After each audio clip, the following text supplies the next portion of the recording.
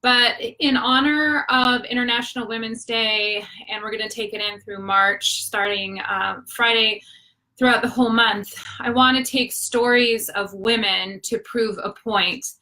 And that is that you are good enough and that you can reach your next level of ambition and joy. There's just some certain tools maybe that you need to be even more amazing than you already are, and also to feel more joy than you already have, and also to take what's in here out to the world, because I really believe the world needs to see all of you right now, and not holding back because of fear or doubt or anything else that we all have. But we're going to talk about ways to get beyond it so you can shine and be your absolute happiest and most ambitious selves in a sustainable manner. So today I wanted to talk to you a little bit about a woman. Her name is Wilma Rudolph, and she was actually born, I believe, in the 40s, but she was born with polio and a whole host of other medical problems. And she was one of 21 children. Yes, 21 children. And I'm going to tell you what Wilma Rudolph has to do with you. So she was told that she would never walk again, but her mother and all of her siblings said, oh, yes, you will. And so she decided to really believe in and listen to her mother and her siblings. And they pushed her when she felt like she couldn't walk. And eventually she walked with braces. And then eventually the braces came off. And it was just because of the people that believed in her and pushed her beyond her comfort zone. And so what I'm talking about today is the one thing that might be holding you back, and I know it held me back literally for decades, and I don't want this to happen to you. The one thing that could be holding you back is having that person or that team behind you to guide you, to mentor you, to teach you, to cheer you on, and to push you beyond your comfort zone and be there to tell you that you're good enough, yes you can, you are ready, and to show you the way.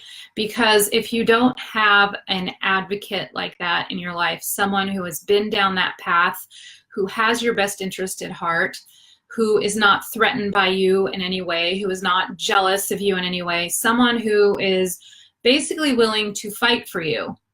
You must have someone like that in your life. And that is a community that I've created in my Mental Toughness monthly subscription.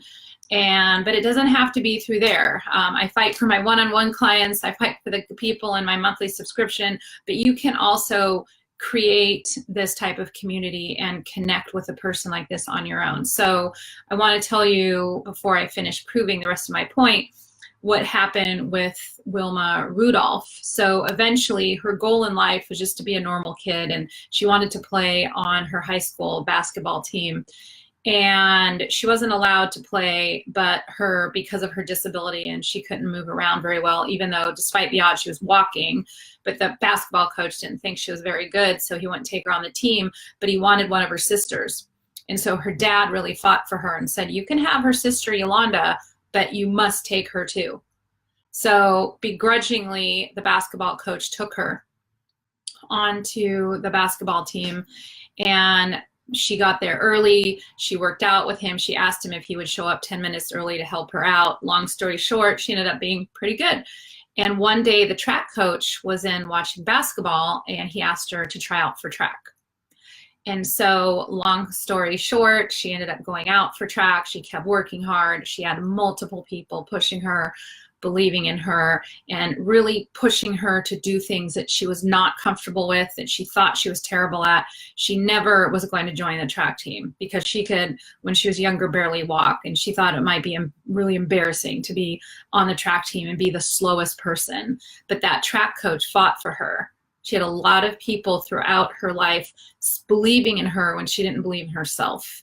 And so what happened was, when she was in high school, and I believe the year was 1956, she ended up getting a bronze medal in the Olympics in the 100 meters. And in 1960, she was the first woman to win 3 gold medals in track and field in the Olympics. And this was in the 1960s, I believe, in Berlin.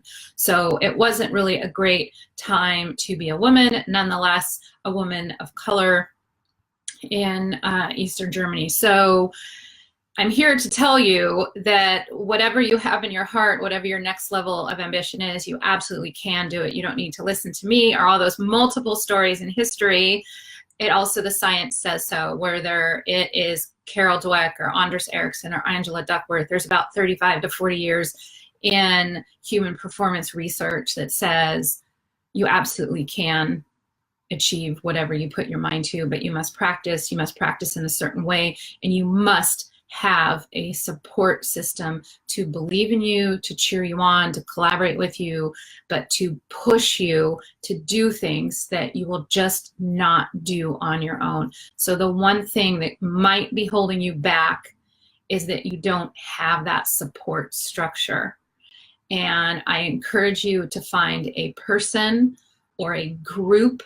If you're exercising, join a group who's going to ask you where you are. That's just create a buddy system for yourself. And if it has to do with career or work or health or wellness or what have you, create an accountability structure for yourself.